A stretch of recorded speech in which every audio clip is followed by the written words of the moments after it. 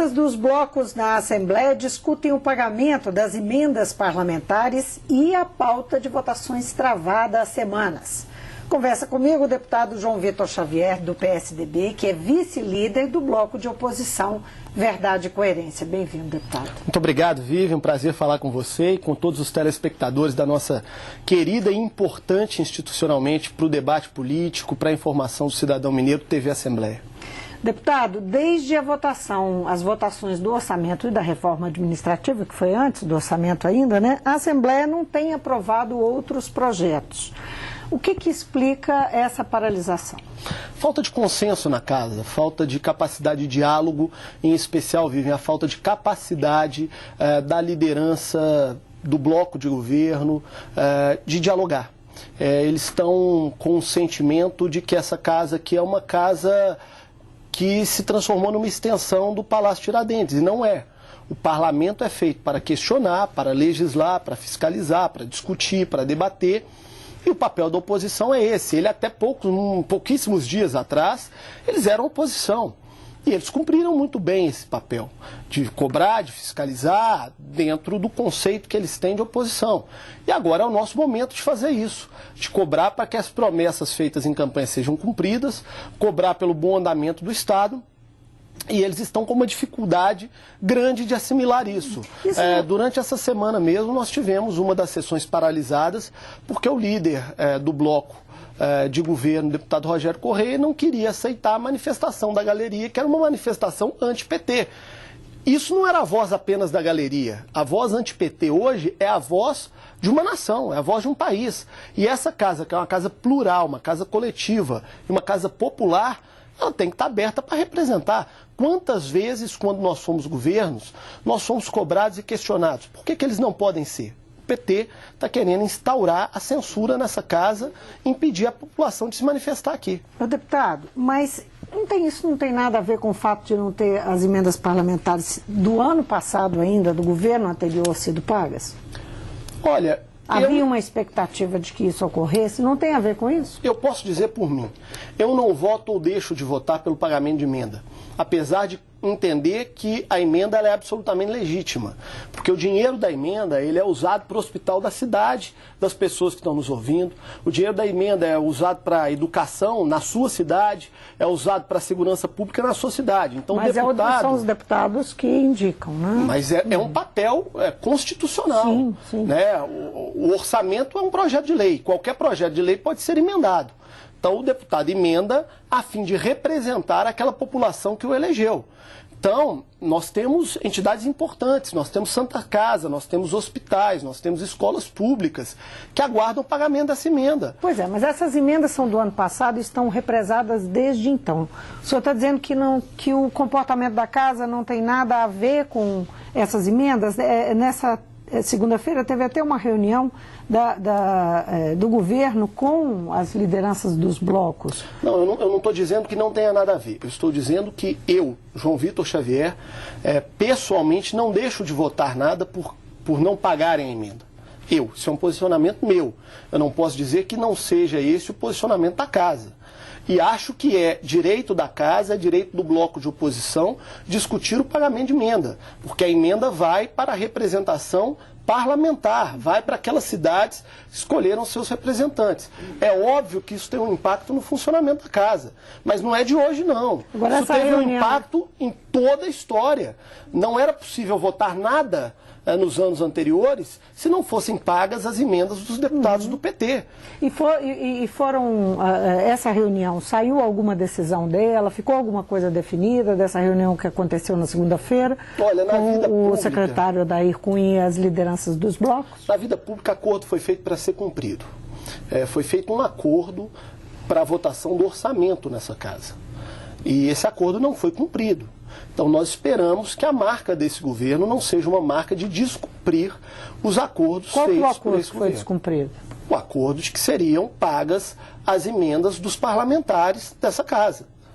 Tanto dos parlamentares que tiveram emendas... Foi determinado um prazo? Que tiveram...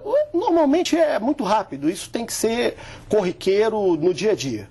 Né? Tanto a emenda dos deputados que vieram do mandato anterior, quanto a emenda dos deputados novatos, que aí eu não sei por não ser um deputado novato, mas pelo que a gente escutou e conversou com colegas, também teriam direito a indicar uma emenda para a sua região, para entidades, para Santa Casa, para hospital, para a Polícia Civil, para a Polícia Militar. O senhor tem alguma expectativa que isso ocorra, considerando as dificuldades financeiras do Estado? Eu tenho expectativa, porque eu repito, a política ela é feita de acordo. E acordo foi feito para ser cumprido. E eu não acredito que esse governo vai ter uma marca de não cumprir os seus acordos. O senhor recebeu algumas lideranças de grupos, de movimentos que estão querendo a cassação da medalha da Inconfidência, que foi conferida pelo governador, pelo governo do Estado, ao líder do MST, João Pedro Stedley. Que poder a Assembleia tem de tirar essa comenda, essa medalha? Olha, a medalha da Inconfidência, como qualquer outra honraria do Estado, ela é concedida através de um projeto de lei. Qualquer projeto de lei, ele pode ser questionado pela Assembleia. E nós, da oposição, já apresentamos um requerimento, um projeto Mesmo depois que é aprovado? Mesmo depois que é aprovado. Qualquer medalha pode ser cassada a qualquer tempo, até porque um agraciado, num determinado momento, que tem uma conduta retilínea, ele pode se desviar dessa conduta num determinado momento. Quantos deputados foram homenageados ao longo da história e que depois foram cassados? Quantos empresários... Mas tem caso de medalha que foi retirada, de homenageados? Eu não posso te garantir isso aqui em Minas Gerais, mas eu já li coisas a respeito disso, né? Na época do Mensalão, por exemplo, eu me lembro que houve uma condecoração que foi cassada do ex-ministro José Dirceu. Então, não seria um caso inédito no Brasil. E, não sendo um caso inédito e havendo parâmetro legal para isso, eu acho absolutamente legítimo que pessoas se manifestem legalmente a respeito disso e que o bloco de oposição se manifeste também. Afinal de contas, o senhor João Pedro Stedley não encarna todos aqueles parâmetros necessários para a maior honraria do Estado de Minas Gerais. Do ponto de vista da oposição. Claro. Claro. Agora, o senhor disse que existe um procedimento que torna legal isso, que é possível para a Assembleia. Exatamente. Sim. O que é? Nós já entramos com um projeto de resolução que vai ser encaminhado à mesa da Casa e cabe à mesa da Casa colocá-lo em votação na Casa. E aí, se esse projeto for aprovado pela maioria, como em tudo na democracia, nós temos o direito de nos posicionar. Nós não temos o direito de exigir a base do governador teria que votar a favor desse como nós não concordamos com a medalha, nós também não temos o direito de obrigar que os outros concordem conosco. A democracia é assim. Existe um clima de tensão hoje na Casa, talvez um pouco mais intenso, não é? Especialmente desde a publicação do diagnóstico que o governo fez em relação às gestões anteriores do seu partido e também do PP, de Alberto Pinto Coelho. A oposição falou-se na criação de uma comissão especial que iria destrinchar esses diagnósticos e tal, e discutir de uma forma mais detalhada essa questão aqui na Casa. A oposição teme essa comissão? Existe alguma perspectiva dela acontecer? Vivian, eu acho que número é coisa muito séria. Eu sou filho de contador. Eu cresci numa casa com um pai contador e com 3 irmãos contadores. Meu primeiro emprego foi no escritório de contabilidade. E desde novo eu aprendi uma coisa que me é muito cara. Primeiro, que número é algo muito sério. Segundo, que a matemática é uma ciência exata. Ela não é possível você transformar 2 mais 2 em 6. Não tem jeito. Matemática é uma ciência exata. E os números apresentados pelo governo do Estado, pela nova gestão do governo do Estado, não conferem. Mas isso não sou eu que estou dizendo, não. Isso foi um estudo amplamente feito pela assessoria do nosso atual bloco de oposição, que mostra isso em diversas áreas do Estado. É curioso que a situação sentou aqui e disse exatamente o que o senhor disse sobre os números. Pois é, mas eu acho... Os números não mentem. Mas eu acho engraçado o seguinte, depois que nós rebatemos, Nós rebatemos, nós fizemos uma entrevista coletiva rebatendo todos os números, ponto a ponto, área por área, setor por setor, de tudo aquilo que foi apresentado pelo governo do Estado. E eles não responderam mais nada. Eles se calaram. Você acha que esse assunto vai morrer? Eu acho que vai morrer por uma coisa muito simples. Porque eles fizeram um balão de ensaio, falaram uma série de coisas, não apresentaram conteúdo naquilo que eles estavam falando, foram desmentidos posteriormente por números, por dados reais que foram apresentados e não tiveram condições de contrapor esses números. Agora, deputado, por que nem a Aécio, nem a Anastasia, nem Alberto se manifestaram na defesa... Você está enganada.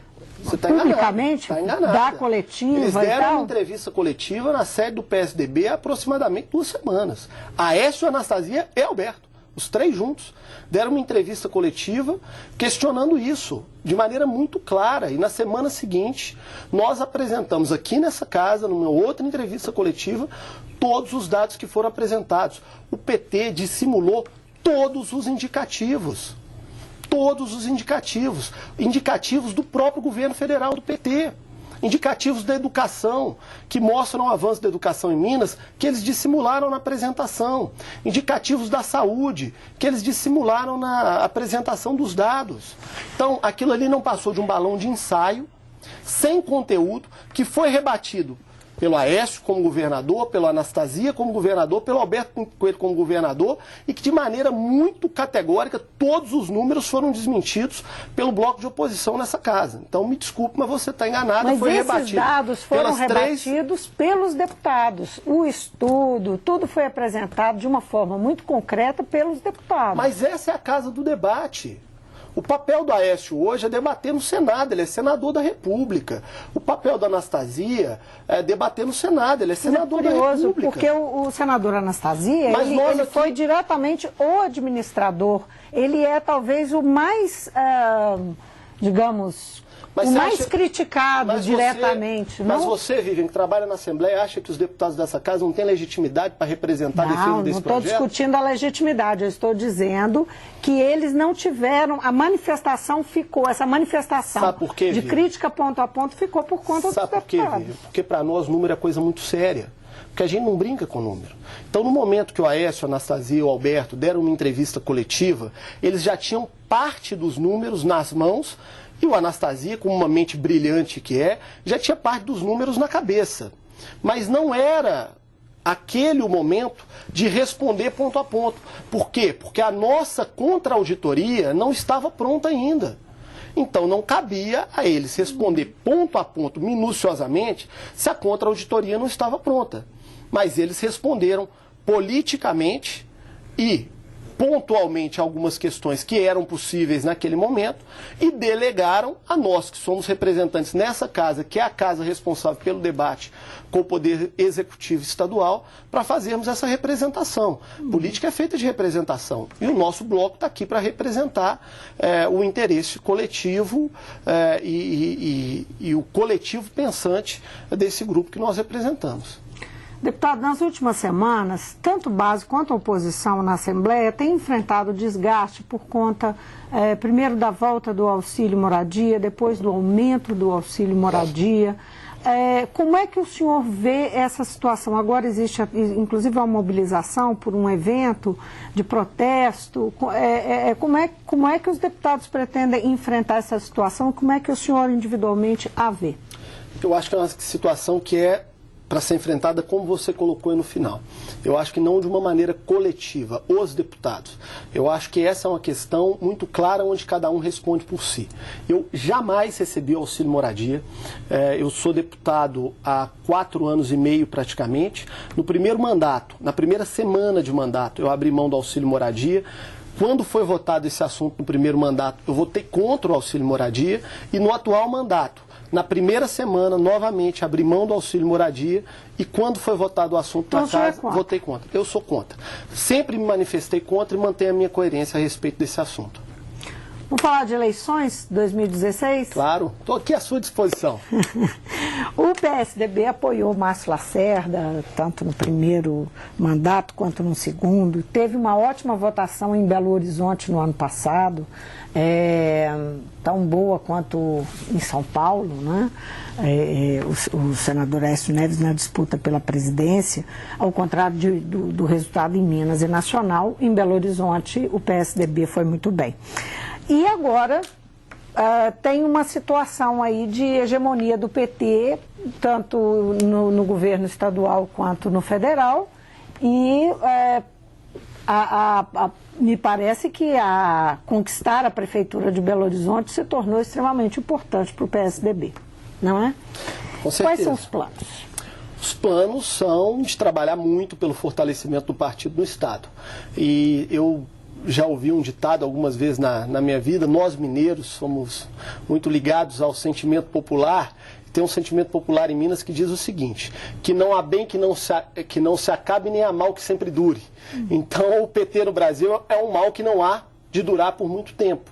O PT está na fadiga de material, está nos estertores de um projeto fracassado, de um projeto que já não representa mais os anseios dos brasileiros, os anseios da nossa população, e digo mais, um projeto que não representa mais sequer os anseios de muitos petistas sérios, honestos e decentes.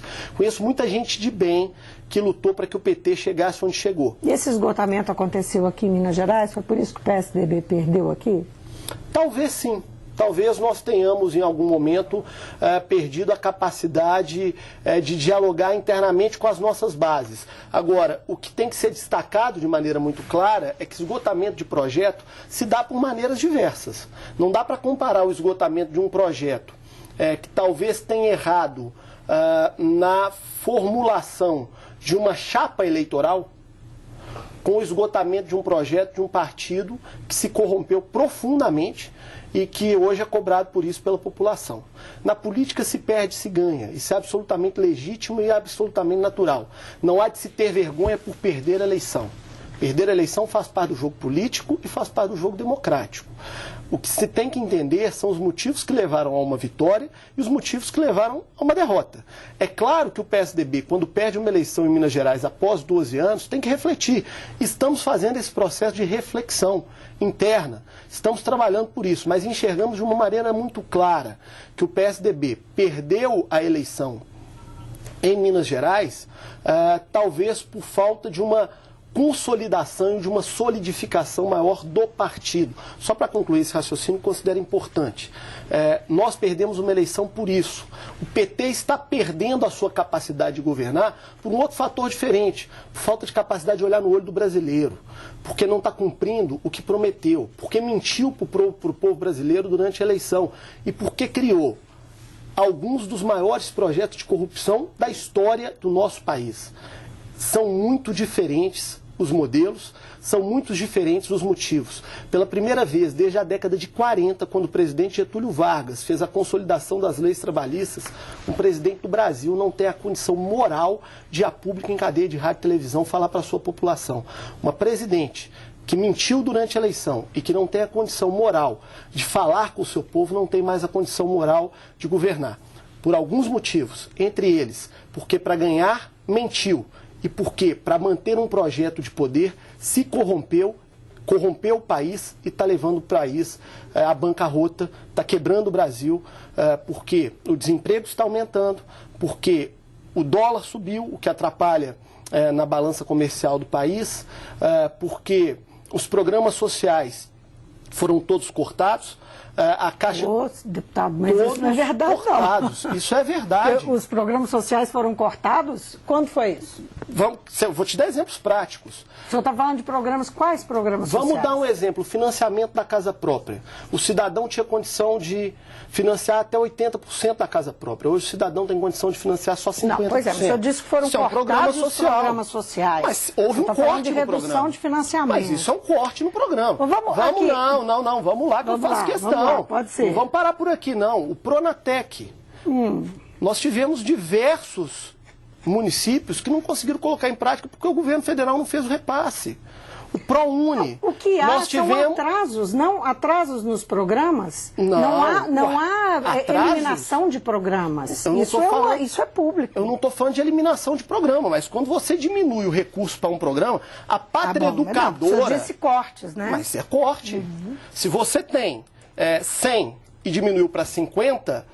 Você não eliminou, mas você cortou em 50%. Nós não vamos conseguir falar da Prefeitura de 2016. Conta para nós como é que vai ser em Belo Horizonte. Olha, em Belo Horizonte o PSDB está se organizando, porque nós sentimos muito claramente o clamor da rua para que o PSDB tenha candidatura própria na cidade.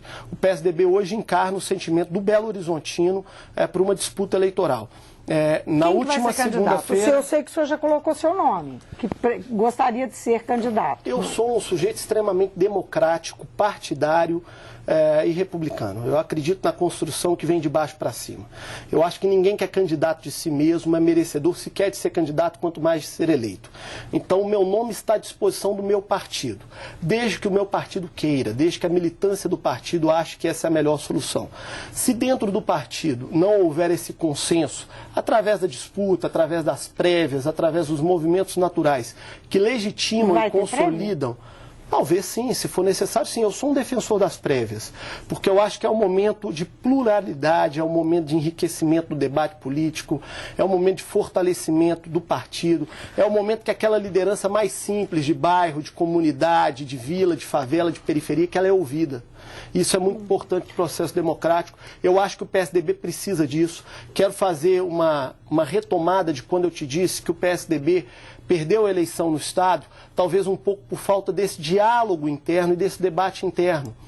E é isso que eu defendo. E eu acho que isso vai ser muito importante para Belo Horizonte. Eu quero ouvir as bases do partido, eu quero ouvir o cara da Cabana Pai Tomás, que é filiado ao PSDB, eu quero ouvir o cara do Belvedere, que é filiado ao PSDB. Agora, isso realmente não é uma tradição do partido. O PSDB não tem essa tradição de ouvir bases, de chamar para as prévias. O senhor acha que isso vai mudar? O nome da Anastasia, por exemplo, já é lembrado, apesar do próprio ex-governador e senador Anastasia dizer que não quer, não tem interesse. Eu acho que isso é o contrário. Eu acho que isso é uma tradição do PSDB. Eu quero lembrar, por exemplo, quando o João Leite e Zé Lincoln Magalhães disputaram a indicação através de prévias no partido. Mas isso é uma tradição isolado, que foi... não, deputado? Não, isso aconteceu diversas vezes dentro do partido. Inúmeras vezes. Aécio Neves, para ser governador de Minas, ele teve uma disputa interna com o grupo do então ex-governador Eduardo Azeredo. Talvez uma tradição que tenha sido perdida nos últimos anos, mas que precisa ser retomada. E a derrota, às vezes, ela é didática por isso. Às vezes ela é importante por isso, porque ela te traz a realidade daquilo que nos forja, daquilo que nos forma. E quem quer ter vida pública tem que estar pronto para o debate, tem que estar pronto para o diálogo, tem que estar pronto para conversar com as pessoas, para a construção que vem de baixo para cima. Isso é muito importante para o PSDB. O PSDB é um partido forjado nisso, é um partido formado nisso, e que talvez, por ter esquecido brevemente essa construção mais plural e de baixo para cima, tenha perdido uma eleição importante com reflexos nacionais. E que talvez, no momento que reencontrar isso, reencontre o caminho para ganhar de novo Belo Horizonte, para ganhar de novo Minas Gerais e para ganhar a presidência da República. Agora, naturalmente que o Márcio Lacerda vai querer influir e ter o candidato à prefeitura, né? É absolutamente normal que o Márcio construa o que ele considerar mais adequado. O Márcio é o prefeito da cidade, é o líder de um partido importante. Mas pode ter embate do PSB com o PSDB? Não tem necessidade de embate. Eu acho que pode ter, em algum momento, de sintonia de projeto. Mas que da mesma maneira que nós devemos ter o diálogo interno profundo, nós temos que ter o diálogo externo profundo. Ninguém ganha nada sozinho na política, ninguém constrói nada sozinho na política. É normal e é legítimo que o Márcio tenha seus nomes, seus candidatos e suas preferências e que apresente para um debate, para um diálogo com o PSDB e com outros partidos que podem vir a compor um grande projeto. E é normal que o PSDB avalie o que for apresentado pelo Márcio e que apresente também as suas ideias e as suas propostas, principalmente nascidas da base, da militância e nascida do que há de mais legítimo, que é o sentimento popular. Deputado, obrigada por ter vindo ao Mundo Político. Muito obrigado, Vivian. Obrigado pela oportunidade do debate. Muito franco, muito aberto e muito inteligente. Muito obrigado. Obrigada, senhor. Conversei com o deputado João Vitor Xavier, do PSDB. Ele é vice-líder do bloco Verdade e Coerência. Nós falamos aqui sobre a oposição ao PSDB na casa, o andamento das votações, a pauta que está travada nesse momento, o clima entre oposição e base, a relação com o governo e 2016, eleições municipais. O Mundo Político fica por aqui. Obrigada por nos acompanhar e até o próximo programa.